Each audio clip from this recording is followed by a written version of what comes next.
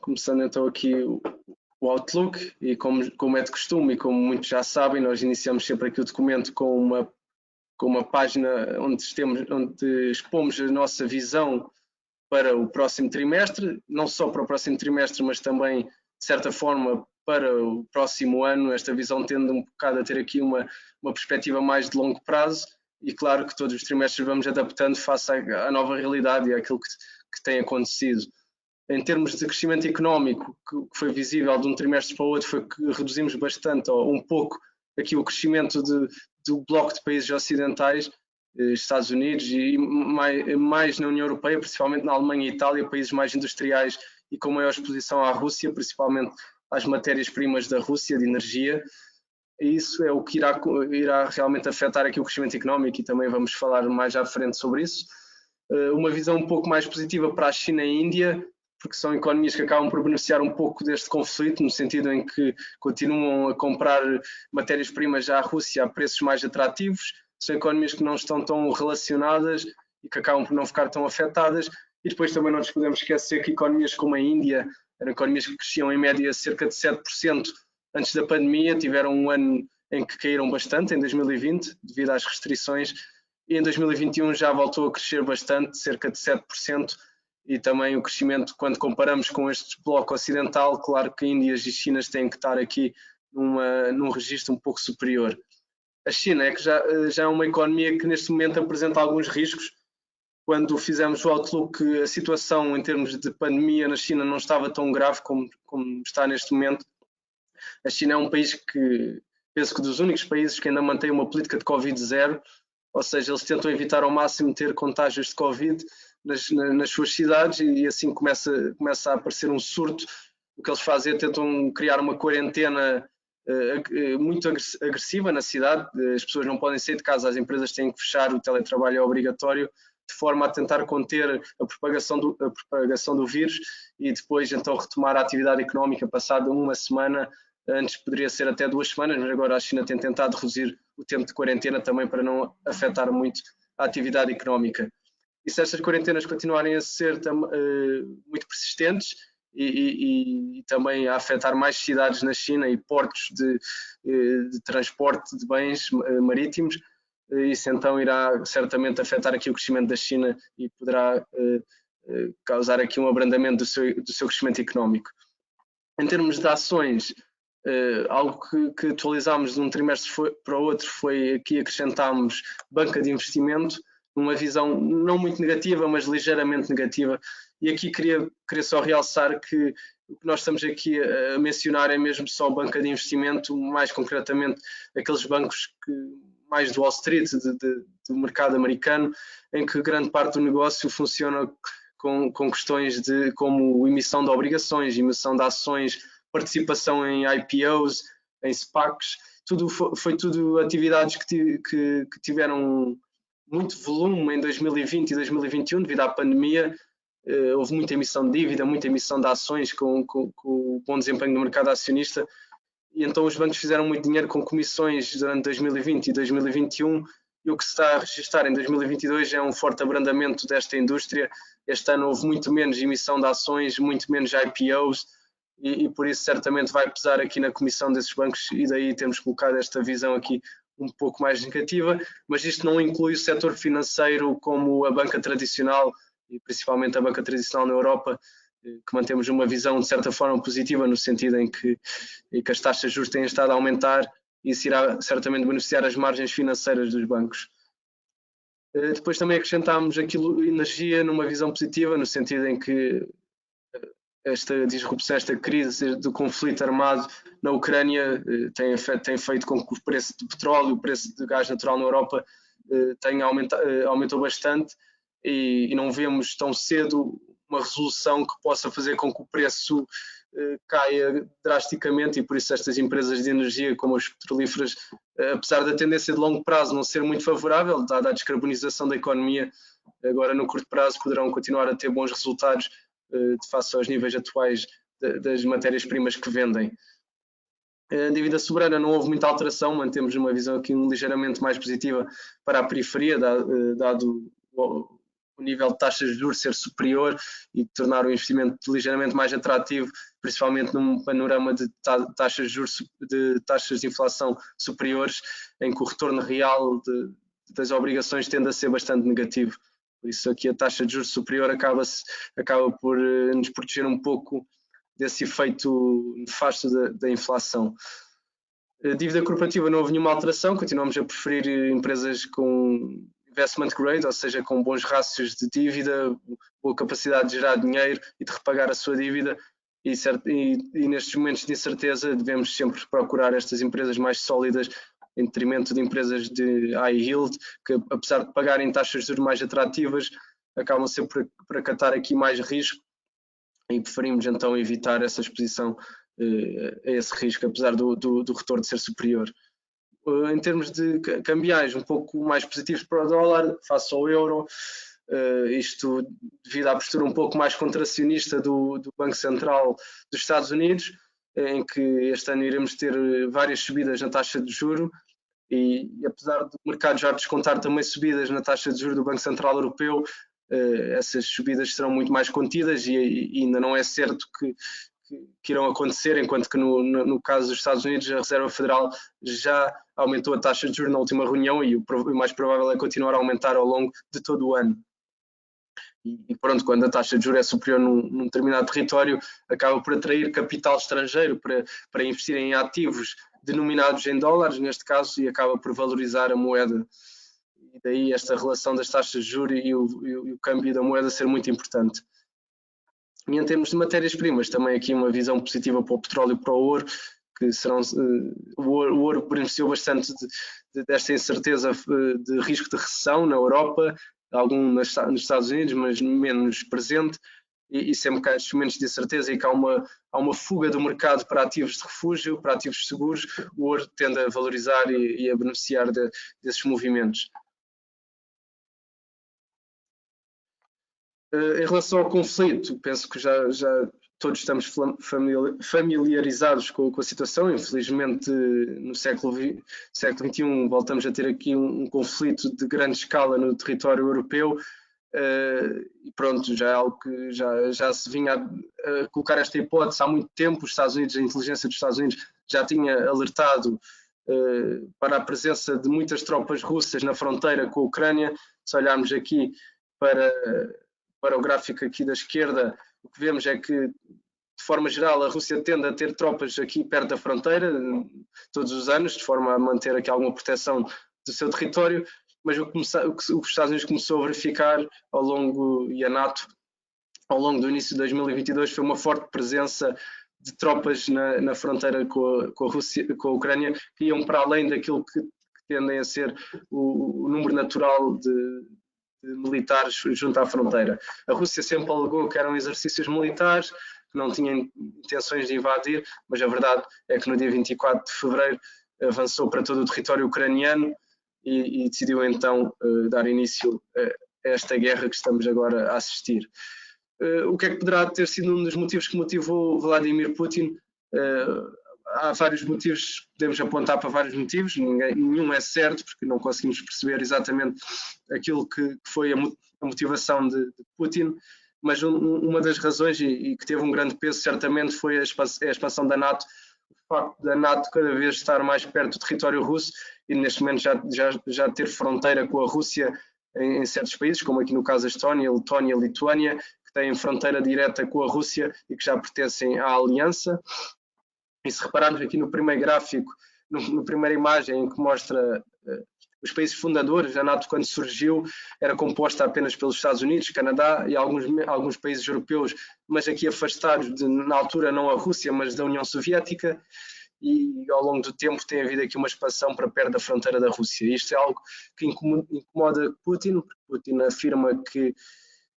algo que mantém a paz a nível mundial, em termos de grandes potências militares, é o facto, principalmente potências com acesso a armas nucleares,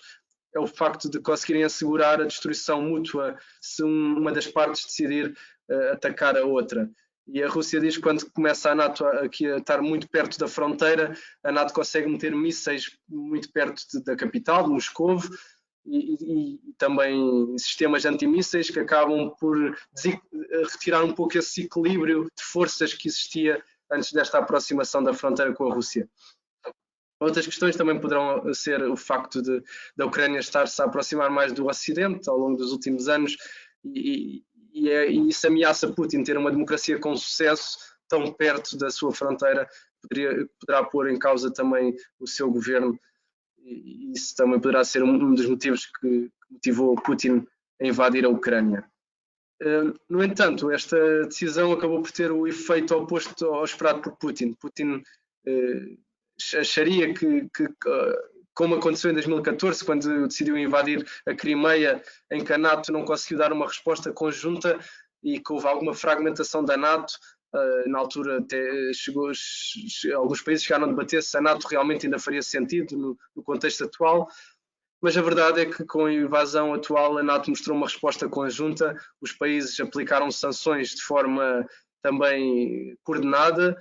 e algo que também se verificou foi uma vontade de aumentar o financiamento a despesa em defesa, algo que os países vinham a desleixar-se um pouco ao longo dos últimos anos. Olhamos aqui para este gráfico da esquerda que tem os principais membros da NATO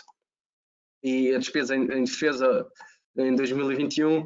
e também aqui em percentagem do PIB e um dos objetivos da NATO é que os países se comprometam a gastar pelo menos 2% do PIB em defesa e o que verificamos é que grande parte dos principais países estava a gastar menos do que o objetivo que se tinham comprometido de 2%. E com esta invasão, países como a Alemanha, que por exemplo em 2021 despenderam de 1,5% do PIB em defesa, já reforçaram a vontade novamente de atingir os 2% para os próximos anos e para além disso anunciaram um fundo extra, uma despesa extraordinária de 100 mil milhões de euros para gastar em defesa, um valor muito relevante e aqui para a defesa do bloco europeu. Outra questão também que poderá que causou aqui o efeito oposto ao de Putin foi o facto de países como a Suécia e a Finlândia cada vez mostrarem mais vontade de vir a pertencer à NATO. Eram dois países neutrais e por exemplo, se olharmos para sondagens à população da Finlândia nos últimos anos, nas sondagens nunca havia uma maioria a apoiar a entrada na NATO e o que se verifica agora desde a invasão é que as sondagens apontam para que mais de metade da população já mostra vontade de entrar na NATO porque afirma que realmente sentiriam maior proteção e defesa se fossem parte da aliança. E caso, por exemplo, uma Finlândia entrasse na NATO, a Finlândia partilha de 1.340 km de fronteira com a Rússia e por isso seria algo que Putin não iria achar muito favorável, por isso poderia causar aqui também algum atrito. Em termos de sanções, a Rússia é agora o país com mais sanções a nível mundial, ultrapassou o Irão e a Síria, se bem que a Rússia também já tinha um grande número de sanções aplicadas desde a invasão à Crimeia em 2014, mas agora as sanções mais do que duplicaram e a Rússia tem cerca de 7 mil sanções aplicadas e o principal país a aplicar estas sanções é os Estados Unidos. Isto terá certamente um impacto no crescimento do PIB russo, com várias empresas a fechar as operações, que certamente aumenta o desemprego no país. O país tem agora muito mais dificuldade no seu comércio internacional, principalmente com países do Ocidente, e a Rússia é um país que depende muito das suas exportações, é um país que tem uma balança comercial positiva e a pandemia certamente irá afetar aqui o crescimento económico e as projeções apontam aqui para uma queda à volta dos 8%, que seria a maior queda dos últimos 30 anos na economia russa. Também diversas empresas já anunciaram a saída ou pelo menos a suspensão das operações no país, empresas como a Accenture, JP Morgan, Goldman Sachs, já anunciaram que iriam deixar de operar no país. Se olharmos aqui para a exposição, muitas destas empresas ocidentais acabam por não ter assim uma exposição muito grande à economia russa, anda sempre à volta dos 3, 4% das suas vendas, o que claro que tem algum impacto, mas não é muito significante para os negócios das grandes internacionais. Outra questão que também que a invasão à Ucrânia teve foi o impacto na questão da energia e aquilo que a Europa pretende para o seu futuro, que é reduzir drasticamente a sua dependência da energia russa. Isto porque a Europa, grande parte da sua energia é fornecida pela Rússia através do seu gás natural, petróleo, carvão, e a Europa tem muito pouca produção de gás natural e tem um elevado consumo e não consegue responder a este consumo através da sua produção própria, porque ao longo dos últimos anos, também dado este shift que a Europa procura fazer para energias renováveis e redução das emissões de CO2, o que a Europa tem feito é fechar as suas centrais de produção de gás natural. Também a Alemanha agravou a situação quando decidiu encerrar as suas centrais nucleares. O ano passado encerrou mais duas e este ano estava programado também encerrar as últimas duas centrais que ainda estão a operar no país. Não sabemos ainda se vão mesmo avançar com o plano, visto agora que está a haver uma crise energética na Europa. Mas pronto, toda esta tendência ao longo dos últimos anos de tentar fazer uma transição para energias renováveis acabou por aumentar aqui a dependência do gás natural da Rússia. Desde 2014, mesmo já após a invasão, a anexação da Crimeia, a Europa tem vindo a aumentar a quantidade de importações que faz de gás natural à Rússia. E neste momento a Europa importa 90% do seu consumo e é a Rússia que fornece 45% dessas importações. E por isso não há aqui uma solução de curto prazo. A Europa, se deixar simplesmente de importar gás natural da Rússia, não tem um substituto de curto prazo que consiga responder a todo esse fluxo de gás natural que vem da Rússia. Há opções como o LNG, o gás liquefeito. No entanto, a Europa ainda não tem terminais suficientes para receber tanto gás vindo por via marítima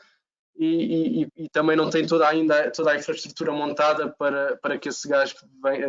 aceda então a esses portos e que possa então alimentar a economia. Por isso então ainda há aqui esta grande necessidade, mas o que a Europa planeia é realmente já este ano reduzir bastante a sua dependência do gás da Rússia e então apresentou um plano em que tenciona aumentar as importações vindo de outras as importações de gás natural vindo de outras fontes, como o LNG dos Estados Unidos, já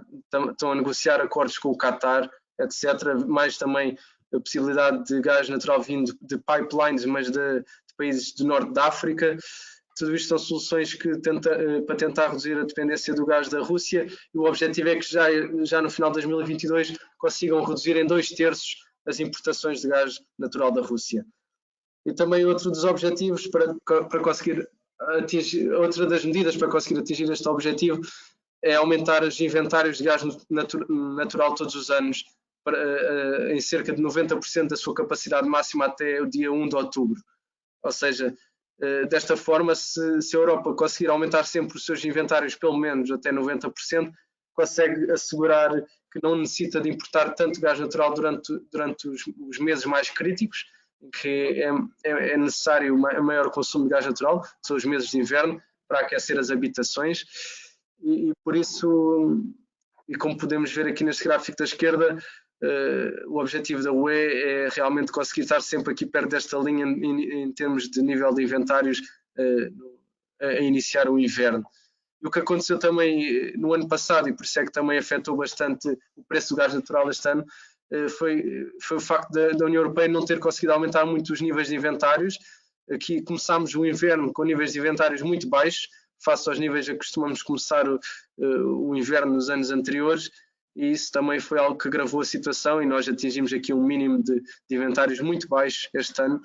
e isso também fez com que o preço aumentasse bastante aqui na Europa. Em termos de petróleo, a situação não é muito favorável em termos de preço de petróleo, ou seja, o preço provavelmente continuará bastante elevado para o resto do ano, isto porque a procura continua a aumentar mês após mês, com a reabertura da economia, com o retomar da atividade económica, mas a oferta está muito limitada e agora com questões como o facto de países como os Estados Unidos cancelarem a importação de petróleo à Rússia, que apesar de não ser muito expressivo a quantidade de petróleo que os Estados Unidos importa da Rússia, são questões que impactam a oferta de petróleo, mudam a dinâmica do petróleo, da oferta, porque se o petróleo estava a ser enviado de um determinado sítio para outro,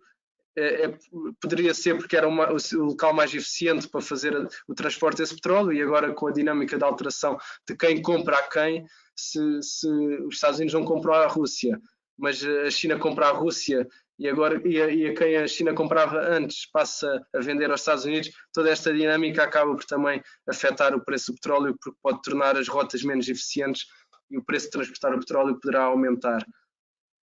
E para além de países que estão a implementar embargos no petróleo da Rússia,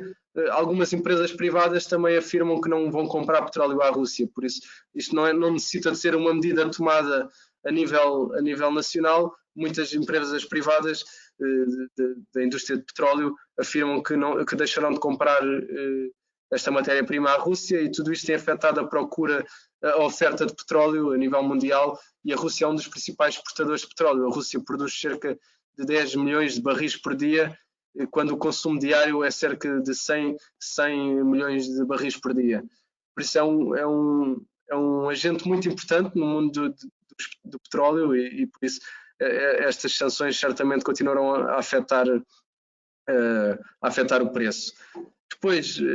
para conseguir comatar este aumento de preço, era necessário que aumentássemos a produção. Países pertencentes à OPEP poderiam aumentar a produção, eles teriam capacidade para o fazer. Países como a Arábia Saudita ou os Emirados Árabes Unidos. No entanto, estes países acabam por não ter muito incentivo a aumentar a produção para além daquilo que já se comprometeram, que neste momento é de aumentar a produção todos os meses em mais de 400 mil barris por dia, e os países não têm muito incentivo em aumentar para além desse montante, porque realmente estes preços mais atrativos têm sido muito benéficos para as suas economias. Um país que poderia responder a essa questão é os Estados Unidos, porque a produção de petróleo nos Estados Unidos é o que se chama de shale oil, que é petróleo de xisto. É um petróleo que é produzido nestas areias de xisto, e a forma como é produzido é através de jatos de água com muita pressão que conseguem retirar o petróleo do xisto, e por isso é mais fácil, é um processo que é mais fácil de interromper e retomar, ao contrário do petróleo tradicional, em que quando fazemos uma perfuração de um poço de petróleo, depois é muito difícil interromper essa perfuração. Quando já está feita, não dá para interromper a produção. Enquanto que este petróleo dos Estados Unidos é fácil, há muito mais flexibilidade, e se olharmos aqui para este gráfico da direita, que mostra a produção e o número de rigs, que é o número de locais de produção de petróleo de xisto no mundo, perfurações nos Estados Unidos, o que vemos é que desde a pandemia houve uma queda muito acentuada no número tanto de produção como no número de locais de exploração, e ainda não retomaram para níveis pré-pandémicos. Por isso haveria aqui espaço para os Estados Unidos tentar comatar este aumento de preços com esta diferença de oferta-procura. O problema é que com a pandemia e com as disrupções das cadeias de fornecimento e com a escassez de trabalhadores que também se verificam na economia, o setor petrolífero está com dificuldades em aumentar a produção nos Estados Unidos, e por isso não vemos agora uma solução também de curto prazo para esta situação. Em termos de impacto económico, esta guerra certamente terá um impacto na economia da zona euro, um impacto muito mais acentuado do que, por exemplo, nos Estados Unidos. Isto porque, se olharmos, por exemplo, para a questão de inflação na zona euro, mais de metade da inflação na zona euro é via fatores externos. Se olharmos aqui para a inflação de fevereiro, que foi de 5,9%, 3,5% destes 5,9% foram causados pelo preço da energia. E pronto, são fatores externos à União Europeia e à zona euro, e por isso é muito difícil combater esta inflação. O Banco Central tem muita dificuldade em combater, porque não é uma questão de procura exacerbada, é mesmo aqui fator externo e que o Banco Central não tem qualquer controle. E por isso este agravar dos preços do petróleo, do gás natural e de outras matérias-primas irá certamente continuar a causar um aumento do preço, um aumento da inflação, e este aumento da inflação acaba também por reduzir o rendimento disponível das famílias, a capacidade das empresas de investirem, e tem um peso também muito grande na confiança dos consumidores, e a confiança dos consumidores é muito importante para o consumo, e principalmente para o consumo de bens duradouros e de bens e de bens mais supérfluos, de luxo, etc. E por isso terá aqui um impacto no consumo, pelo menos nos próximos trimestres na zona euro, e poderemos chegar aqui a uma questão mesmo de entrar numa ligeira recessão. Ou seja, ainda se espera que a economia este ano cresça face ao ano 2021, ainda estamos num período também de recuperação pós-pandemia, num período em que houve muito investimento em termos de estímulos fiscais, houve muito também estímulo monetário ao longo de 2020 e 2021. Certamente se espera que haja um crescimento positivo este ano, mas poderemos ter aqui entre 1 a 2 trimestres de crescimento negativo, e isso entraríamos então numa recessão técnica, visto que a definição de uma recessão técnica são 2 trimestres consecutivos de crescimento negativo. Aqui, como eu estava a referir, a confiança do consumidor na zona euro já está muito baixa, a níveis aqui perto da crise financeira de 2008 e da crise soberana de 2012, 2013. Já nos Estados Unidos, a inflação é composta mais por fatores internos, também muito via fatores externos, do preço do petróleo, disrupções nas cadeias de fornecimento que depois acabam por aumentar o preço do transporte, o preço de todos os bens da economia. Mas nos Estados Unidos verifica-se já aqui algumas questões mais estruturais na economia, e isso é visível pelo mercado de trabalho. O mercado de trabalho está bastante aquecido nos Estados Unidos. Se olharmos aqui para este gráfico que mostra o número, aqui a laranja, a taxa de desemprego, o número de desempregados, aqui a linha azul, o número de vagas de emprego, o número de vagas de emprego atuais, e aqui a cinzenta diferença entre os dois. O que vemos é que neste momento há cerca de 5 milhões de vagas de emprego a mais face ao número de desempregados. E o que isto faz é de causa uma pressão muito grande nos salários. As empresas estão à procura de trabalhadores, não conseguem encontrar, têm que tornar os seus salários mais competitivos. Os trabalhadores têm mais poder de negociação para mudar de trabalho, para procurar outros empregos com salários mais atrativos, e isto causa aqui uma pressão interna no país, em quando os salários começam a aumentar. Se as empresas não conseguirem aumentar a produtividade e se aumentar salários, terão que aumentar os preços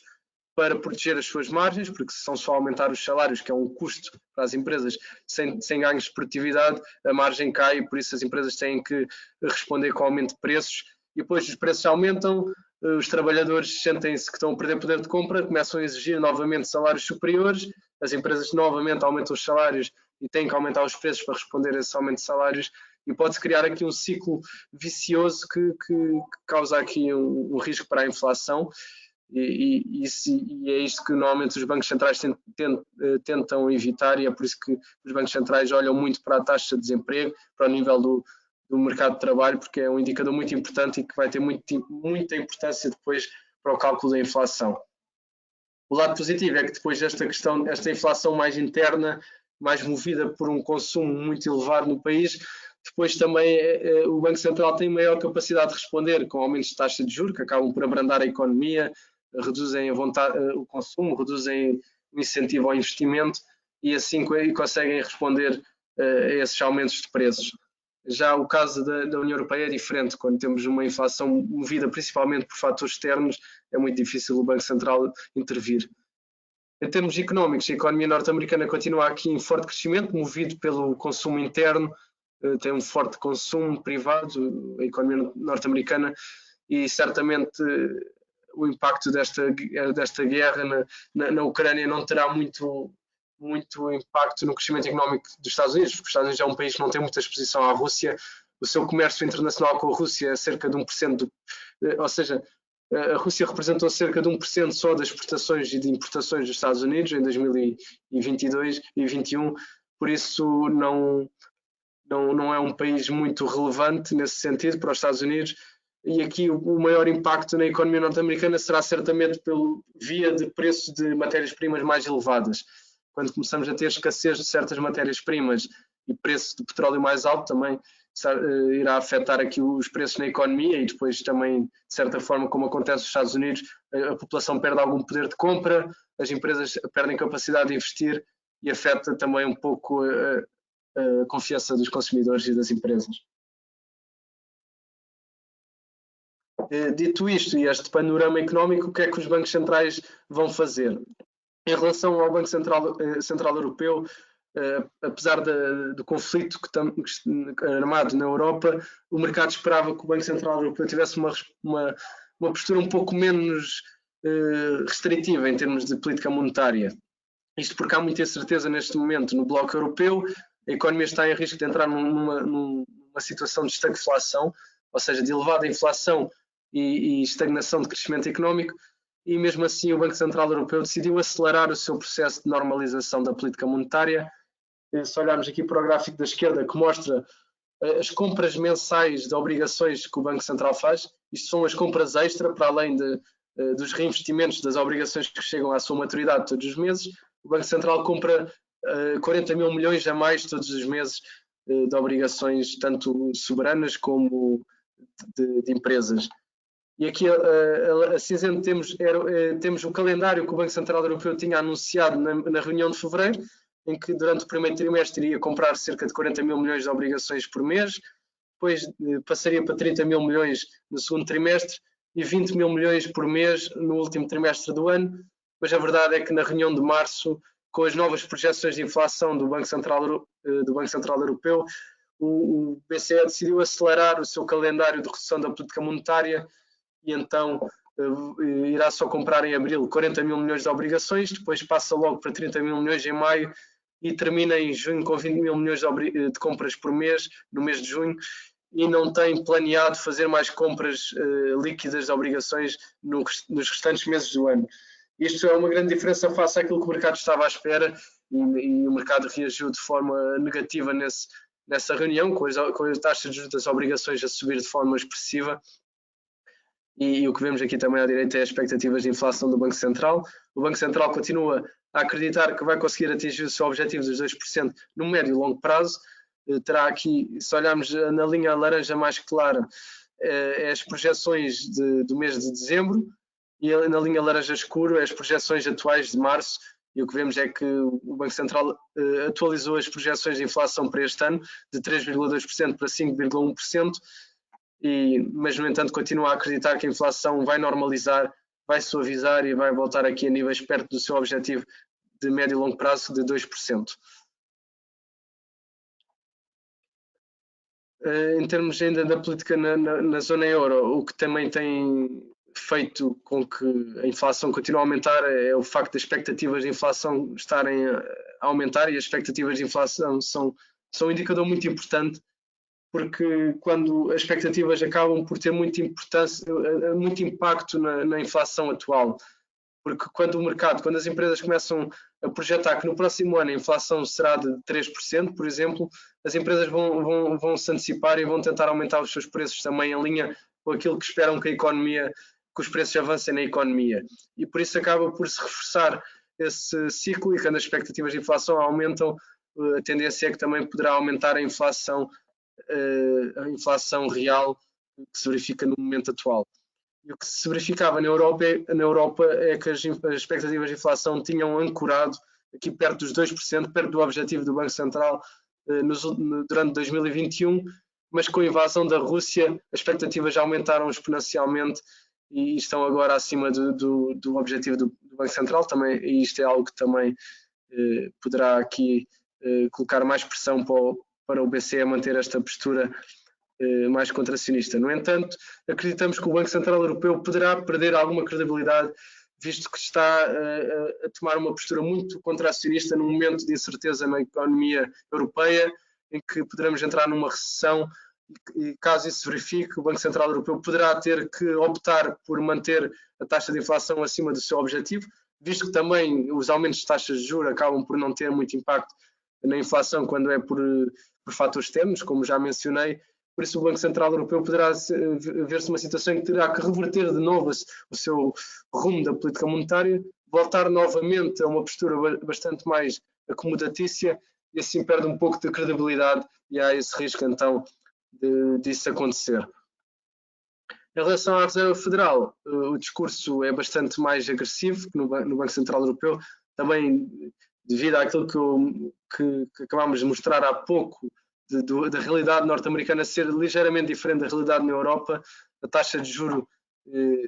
a taxa de inflação está a ser mais movida por fatores internos, e isso faz com que o Banco Central Europeu também, que a Reserva Federal, peço desculpa, sinta uma maior necessidade de intervir. E também temos que ter em atenção que o mercado de trabalho nos Estados Unidos já está bastante aquecido e ao contrário do Banco Central Europeu, a Reserva Federal tem dois mandatos, não só o mandato da inflação, de assegurar que a inflação se mantém perto dos 2%, mas também tem o mandato de assegurar que o mercado de trabalho se mantém no nível de pleno emprego. O nível de pleno emprego é o nível de taxa de desemprego que o Banco Central considera o nível que não acelera demais nem arrefece a economia, é um nível natural, ou seja, é normal que uma economia tenha sempre uma certa taxa de desemprego, porque há sempre aquele desemprego de pessoas a mudar de emprego, de pessoas que estão à procura de novas oportunidades, e por isso é natural haver uma certa taxa de desemprego, que se chama então a taxa de desemprego natural, e o que a Reserva Federal acredita é que já terá atingido então essa taxa natural,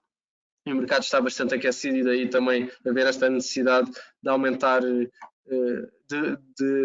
aumentar a restrição da política monetária. E na reunião de fevereiro, na reunião de março, o que a Reserva Federal anunciou foi um aumento de 25 pontos base, ou seja, 0,25% na taxa de juros diretora, e mesmo assim o mercado continua à espera de perto de mais 8 subidas na taxa de juros até ao final do ano. Aqui no eixo do X, este gráfico da esquerda, temos os meses em que iremos ter uma reunião da Reserva Federal, e temos aqui o número que o mercado espera de número de aumentos de taxa de juros até essa mesma reunião do mês em questão. E aqui para dezembro, para o final do ano, o mercado espera cerca de 8 subidas de taxa de juros, para além da que já tivemos, e por isso levaria aqui a taxa de juros efetiva do Banco Central dos Estados Unidos para perto dos 2,5%, o que é um valor já acima do que a Reserva Federal considera ser a taxa de juros natural, ou seja, aquela taxa de juros que também não acelera nem arrefece a economia, que neste momento, aqui se olharmos para o gráfico da direita, a Reserva Federal considera que essa taxa de juros é de 2,4%. E a própria Reserva Federal também, segundo as suas projeções, aponta para ter uma taxa de juros já em 2022, já no final deste ano, de 1,9%, ou seja, como podem ver, o mercado antecipa uma taxa de juros já superior à que a Fed anunciou, e a Fed também espera que já no final do próximo ano a taxa de juros diretora vai estar nos 2,8%, ou seja, acima da taxa natural, ou seja, já numa taxa de juros que em teoria deveria arrefecer o crescimento económico. No entanto, apesar de uma taxa da Fed estar a estimar uma taxa de juros acima da taxa natural, continua a estimar um crescimento económico acima da tendência de crescimento de longo prazo. Ou seja, a Reserva Federal acredita que a economia norte-americana está tão forte que vai conseguir absorver estes aumentos de taxa de juros, vai conseguir ter uma taxa de juros acima da taxa natural e mesmo assim vai crescer a um nível superior à sua tendência de longo prazo, o que é muito ambicioso, e o mercado acaba por não acreditar e não comprar muito essa teoria da Reserva Federal, e por isso é que estamos agora a verificar, e já devem ter ouvido nas notícias falar bastante das inversões das yield curves, ou seja, estamos a ter taxas de juros de maturidades mais baixas a níveis superiores às taxas de juros de maturidades superiores. O que isto indica é que o mercado já antecipa que com estas subidas de taxa de juros da Reserva Federal, a economia não vai aguentar e vai entrar numa ligeira recessão no próximo ano, e daí estar a estimar um abrandamento do crescimento económico, e também quando há uma recessão na economia, as taxas de juros tendem a ser mais baixas, porque os investidores tendem a procurar ativos de refúgio, ativos mais seguros como obrigações, em detrimento de ter ativos como ações, e daí estamos a ter taxas de juros de maturidades mais longas mais baixas do que taxas de juros de maturidades mais curtas. No caso do Banco de Inglaterra, o Banco de Inglaterra adotou uma postura curiosa, que foi o facto de estarmos a verificar um nível de inflação muito elevado na Europa via fatores externos. Lá está o custo de energia e custo de bens alimentares devido ao conflito na Ucrânia. O Banco de Inglaterra considera que este nível tão elevado de inflação via fatores externos vai arrefecer a economia, porque vai reduzir novamente o rendimento disponível das famílias, vai reduzir investimento das empresas e a confiança dos consumidores, e este arrefecimento causado por esta inflação externa vai fazer com que a economia arrefeça e que assim também abrande expectativas de inflação de longo prazo e que arrefeça então a possibilidade de surgir uma pressão de preços mais interna no país. E por isso o Banco de Inglaterra, que tinha apresentado uma postura bastante mais agressiva na primeira reunião do ano, quando aumentou a taxa de juros em 25 pontos base, mas dos 9 governadores, 4 tinham votado em aumentar em 50 pontos base, apesar de não ter avançado com maioria, mostrava que realmente havia uma forte opinião dentro do Banco Central que as taxas de juros deveriam aumentar de forma mais acelerada, e o que se verificou na última reunião é que o banco novamente aumentou em 25 pontos base, mas dos 9 governadores, 8 governadores votaram em aumentar 25 pontos base, e o único governador que não votou em aumentar 25 pontos base votou em manter a taxa de juros como estava. Ou seja, não houve nenhum governador a votar então nos tais 50 pontos base. Isto mostra realmente aqui uma diferença na postura do Banco Central, e então é motivada aqui por esta questão do banco acreditar que estes níveis elevados de inflação poderão ajudar a combater a inflação de longo prazo. Pois aqui também no Outlook não vale a pena agora estarmos aqui a mencionar, mas nós fazemos aqui também um ligeiro resumo de alguns potenciais candidatos agora para as eleições presidenciais em França, com sondagens, falamos da transição energética, o que é necessário, os investimentos necessários, principalmente em transmissão, linhas de transmissão, é algo que é bastante interessante e aconselho a lerem depois o documento também na sua totalidade, mas penso que aqui para este evento o importante era referir mais aqui o impacto que o conflito iria ter na economia, e foi esse também o ponto fundamental do Outlook. Por isso penso que em termos de conteúdo penso que poderemos ficar por aqui, e agora gostaria então de abrir aqui uns minutos para poderem colocar algumas questões que queiram colocar. Eu vou tentar responder ao máximo possível. O que não for possível, então, como já disse no início, poderão sempre enviar um mail para o mail do research@big.pt, e nós tentaremos então responder a essas questões com mais calma.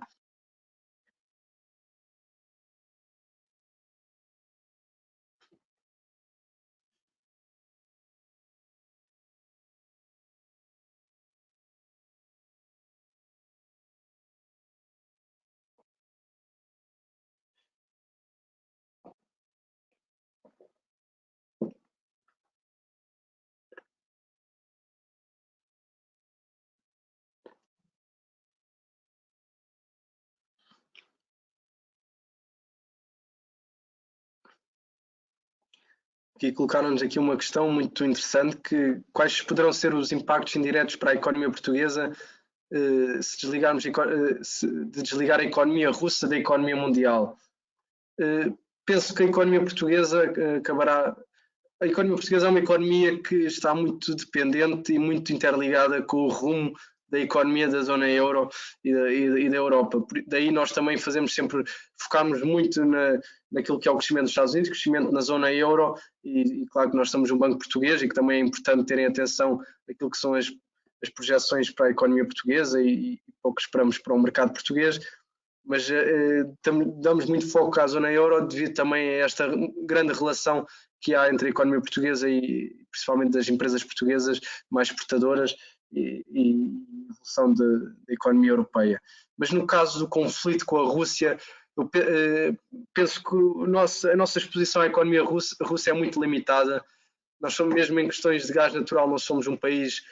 que a maioria do nosso gás natural vem via as pipelines do norte da Europa, do norte da África. Acabamos por não ter grandes necessidades de energia da Rússia e também não temos grande exposição em termos de exportações e importações, por isso eu penso que não haverá um grande impacto direto à economia portuguesa. No entanto, se desligarmos a economia russa da economia mundial, e se isso tiver um grande impacto na Alemanha, que é uma economia muito industrial, que depende muito do gás natural da Rússia para a sua indústria, milhares de empresas alemãs necessitam de gás todos os dias, são 400 milhões de euros de gás que chegam da Rússia à Alemanha todos os dias, à Europa todos os dias, principalmente à Alemanha.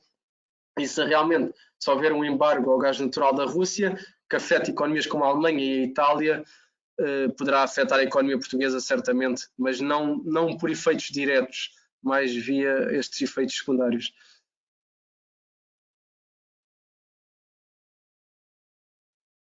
Aqui também nos colocam a questão de como olhamos para os bancos na Europa, qual é a evolução. Os bancos na Europa é bastante curioso porque o mercado, assim que se anunciou o conflito e que se começaram a introduzir muitas sanções à Rússia, principalmente sanções relacionadas com o setor financeiro, como banir a Rússia do sistema de mensagens de pagamentos internacionais, o SWIFT, como já ouviram falar, certamente. Todas estas notícias acabaram por colocar o mercado de bancos numa situação um pouco caricata, ou seja, nós tivemos o setor bancário na Europa a desvalorizar bastante nesses dias, bancos a terem perdas consideráveis, principalmente aqueles bancos com alguma maior exposição à Rússia, mas depois, ao longo das semanas, ao longo do último mês, os bancos têm vindo a divulgar muita informação sobre a sua exposição à Rússia. E o que se verifica é que realmente já desde o momento em que a Rússia anexou a Crimeia, em 2014, os bancos na Europa têm vindo a reduzir muito a sua exposição à Rússia. E há alguns bancos que têm mais exposição, nomeadamente bancos italianos, como o Unicredito, o Intesa Sanpaolo, que têm alguma exposição à Rússia, mas de forma geral não há muita exposição dos bancos europeus à Rússia. Alguns poderão ter aqui algum impacto no seu capital, caso tenham que registrar paridades de desvalorização de alguns ativos que tinham na Rússia, mas a verdade é que a banca como um todo não deverá ser muito afetada, e agora o que se verifica é mais aqui uma questão de a banca poderá sofrer um pouco mais devido à sua ciclicidade, ou seja, de ser um setor muito cíclico, e se tivermos aqui uma recessão na Europa, um abrandamento económico, poderá ter aqui algum abrandamento na criação de crédito, menos apetite por crédito, que poderá penalizar um pouco os bancos, mas por outro lado estamos num ciclo de subida de taxas de juros, e as taxas de juros, este ciclo que tivemos durante muitos anos, taxas de juros muito baixas, foram muito penalizadores para os bancos tinham margens financeiras muito baixas e tiveram que adaptar-se, tiveram que aumentar a receita através de comissões, e agora neste ciclo de subida de taxas de juros será muito interessante. Poderemos ver se os bancos poderão capitalizar aqui com aumentos de margem financeira que poderão então aumentar a sua receita e os seus resultados. Por isso temos aqui uma visão mista, de certa forma há aqui algumas questões de curto prazo, se houver um abrandamento económico, nunca é muito bom para a banca, mas de certa forma para médio e longo prazo a nossa visão é positiva.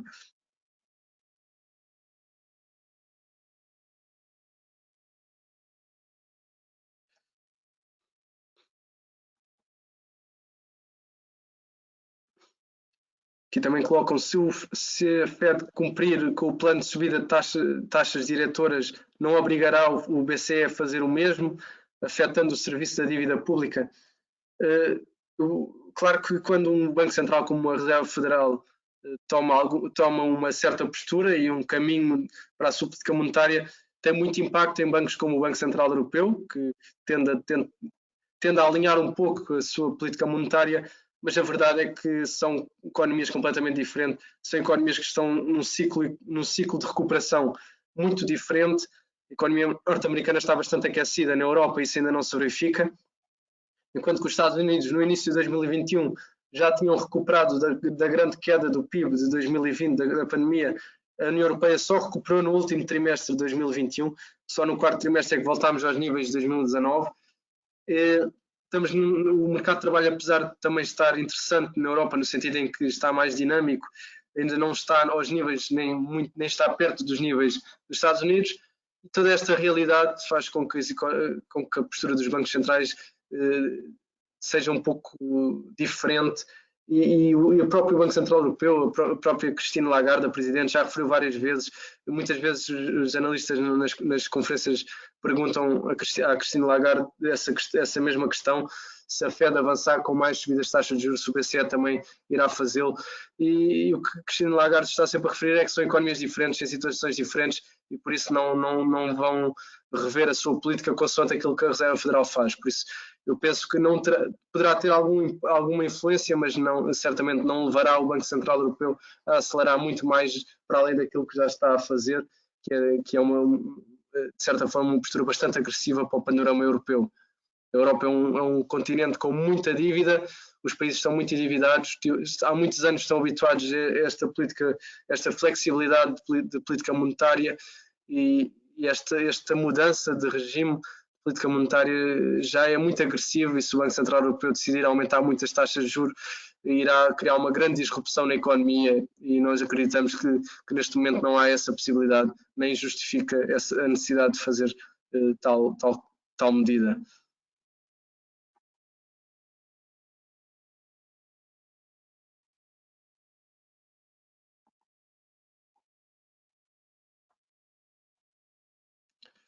Aqui também nos perguntam que atualmente os custos de transporte marítimo já aumentaram exponencialmente, e se houver uma recessão, será que estes custos poderão baixar a níveis anteriores à guerra e até ao Covid-19? É verdade que os custos de transporte marítimo estão a níveis históricos, e isso é um dos principais problemas atuais para o nível atuais para a economia como um todo, porque quando nós temos o preço dos transportes a aumentar tanto, isto afeta tudo, todos os bens que nós consumimos, visto que nós vivemos num mundo tão global, em que quase nenhum país produz totalmente aquilo que consome, ou penso que neste momento nenhum país consegue fazê-lo. Dependemos muito de transporte marítimo internacional, e estes preços estão-se a refletir na economia, e o que se verifica é que não está a haver uma grande melhoria das disrupções nas cadeias de fornecimento. E o que se verifica é um agravar dessa situação, e mesmo eu penso que mesmo com uma recessão, claro que ajudaria se houvesse um abrandamento da economia, se houvesse menos procura, certamente iria ajudar, iria reduzir aqui esta pressão nos portos, mas ao mesmo tempo estamos a verificar confinamentos nas principais cidades chinesas e em cidades portuárias como Xangai, e estes confinamentos estão a causar ainda mais disrupções nos portos. O que nós estamos a verificar é que neste momento os principais portos mundiais, que estão localizados na China, já começam a ter número de barcos de cargueiros à espera para descarregar a sua mercadoria e repor mercadoria, número de barcos à espera muito acima do que eram os níveis de 2021. E em 2021 já estávamos numa situação muito crítica. Por isso a situação continua muito grave nesse sentido, e apesar de uma recessão ajudar, penso que para regressar aos níveis pré-Covid vamos ter que esperar mais uns meses, se não até mesmo mais um ano, para conseguir realmente resolver esta situação. Porque estas disrupções acabam por, quando afetamos um porto como um principal porto chinês, a questão é que isto tem muito impacto depois em toda a cadeia de fornecimento. E isto funciona como o trânsito. Na estrada, quando nós afetamos um certo local, acaba depois por ter impacto em toda a cadeia de transporte, e vai agravando a situação noutras regiões, noutras economias, e por isso é uma situação muito complicada e que as empresas estão a ter muita dificuldade em resolver. E depois, quando temos, e não estou aqui a julgar a necessidade de impor sanções à Rússia, porque é a forma que o Ocidente tem de castigar a Rússia perante a sua invasão à Ucrânia, mas quando aplicamos sanções ao principal exportador de matérias-primas do mundo, a Rússia exporta todo o tipo de matérias-primas, estas sanções certamente ainda agravam mais a situação que nós já vínhamos a assistir ao longo de 2021 e início de 2022.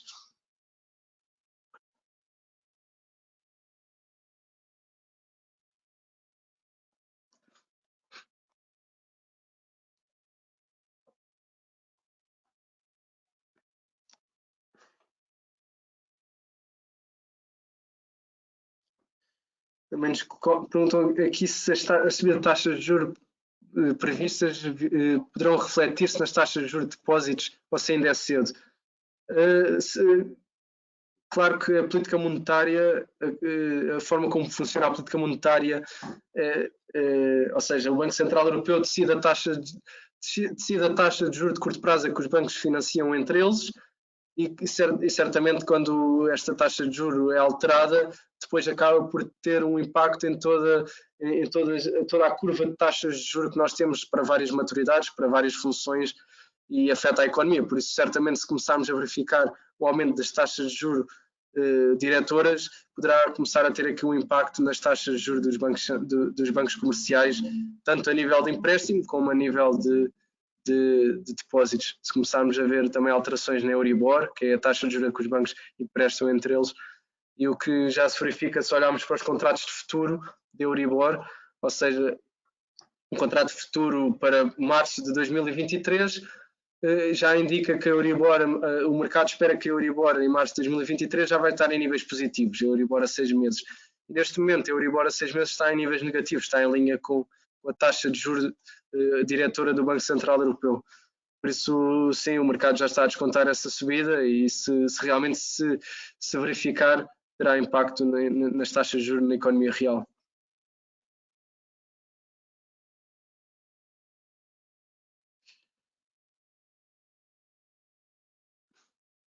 Também aqui fazem uma pergunta bastante interessante e muito pertinente, que é, perante esta taxa de inflação que estamos a verificar, qual é a melhor política nos investimentos? Nós, aqui no Research, nós enviámos também já faz uns meses, talvez foi em janeiro, que já se vinha a verificar uma taxa de inflação muito elevada, e emitimos uma nota muito interessante que podem aceder no site do BIG. A nota, temos lá todo o conteúdo do Research, e é uma nota sobre a inflação e o tipo de ativos que normalmente tendem a ter melhor desempenho em períodos de inflação, com dados históricos. E o que se verifica é que, por exemplo, o mercado acionista é um bom veículo para nos protegermos em relação à inflação, talvez não tanto o mercado como um todo, mas certos segmentos do mercado. Por exemplo, setores como o setor financeiro, devido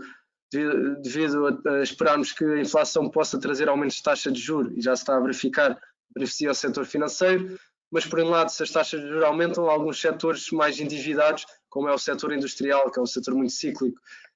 ao setor, por exemplo, de utilities, que acaba por sair também por necessitar muita emissão de dívida para financiar as suas operações, são setores que podem sair prejudicados, mas de certa forma a inflação, o que nós devemos procurar quando investimos em ações são empresas com vantagens competitivas, ou seja, que tenham uma procura tão elevada que consigam, mesmo que tenham necessidade de aumentar preços, consigam manter essa procura. E estas empresas realmente são as empresas que nós procuramos nestes períodos de inflação, e devemos sempre procurar empresas com vantagens competitivas, porque realmente até podem ser beneficiadas, porque são empresas que, se conseguirem aumentar os preços e não registrarem uma grande perda na procura, poderão melhorar as suas margens, melhorar a receita e os resultados operacionais. O mercado tende a beneficiar bastante essas empresas. Depois, investimentos em obrigações, o melhor, o que se aconselha nestes períodos de inflação, ou que se espera que a inflação continue a aumentar, seriam, por exemplo, obrigações indexadas à inflação. Normalmente são mais emitidas obrigações soberanas com esta característica, mas são obrigações que o seu cupão vai ajustando consoante os registros de inflação. Por isso, tivemos a inflação a aumentar constantemente, o juro que o credor recebe também vai aumentando de forma concordante. O problema é que, como estas obrigações dão esta defesa, esta proteção ao investidor, são obrigações que o mercado também coloca um preço, um premium nestas obrigações, e o preço das obrigações é superior à das obrigações nominais, e por isso faz mais sentido quando o investidor espera que a inflação seja superior àquilo que o mercado já está à espera. Aí sim faz mais sentido comprar obrigações anexadas à inflação. Depois também obrigações com taxa de juros variável, para nos protegermos destes aumentos de taxa de juros,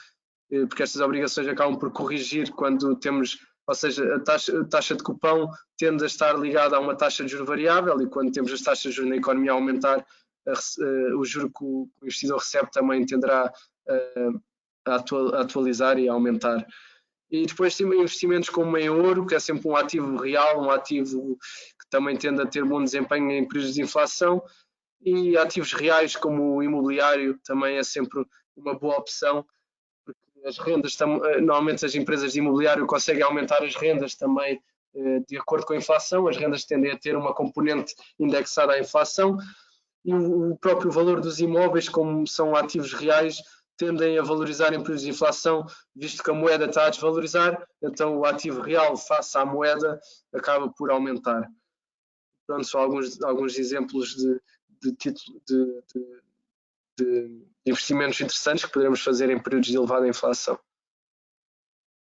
Muito bem, penso que já respondi aqui a muitas questões e infelizmente não vou poder responder a mais questões porque já estamos a passar da hora prevista, mas gostaria muito de agradecer a vossa presença mais uma vez por nos terem depositado aqui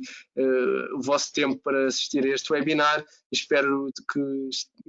tê-los também aqui connosco no próximo webinar, no próximo Outlook para o terceiro trimestre de 2022. E quero desejar-vos o resto de um bom dia e muito obrigado por terem estado presente connosco e já sabem, qualquer dúvida poderão enviar para o mail do Research. Muito obrigado.